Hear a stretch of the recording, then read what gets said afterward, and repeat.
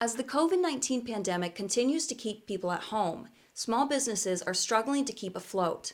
And earlier this week, one restaurant in Bedford decided that the strain to keep its doors open is too much of a risk. For us, it was a tough decision, but I think it was the right one. For Corey Black, the co-owner of Evoke Bistro, opening a restaurant in his hometown was a dream come true. He'd been working in DC for a while and wanted to be back with his family. This was kind of a great effort to get me back home, and my family loves having me back home. Black and his brother Ty opened up shop in November 2019, a seemingly perfect time during the slow season in order for the restaurant to run well and become established by the time tourists came in the spring. They hired what Black calls his dream team and took the concept of European cuisine to Bedford. So we opened up a French-American bistro. Kind of our focus from day one was to bring a new dining concept to Bedford. But like so many other businesses, the bistro was served a crushing blow when the COVID-19 pandemic caused the government to shut down dine-in procedures, right when the business was starting to pick up. In March, our last couple weekends in service, while we were still legally allowed to be open,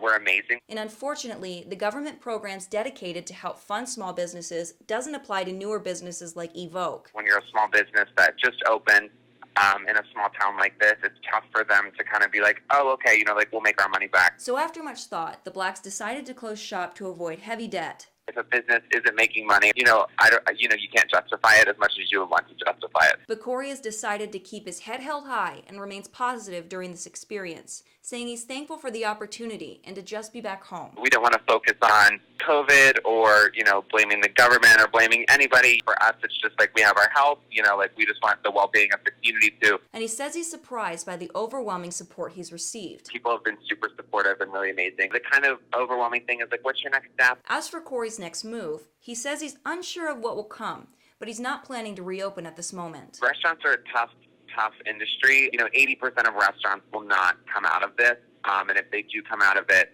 it won't be in the same capacity that they once were. Darby Sparks, WTAJ News.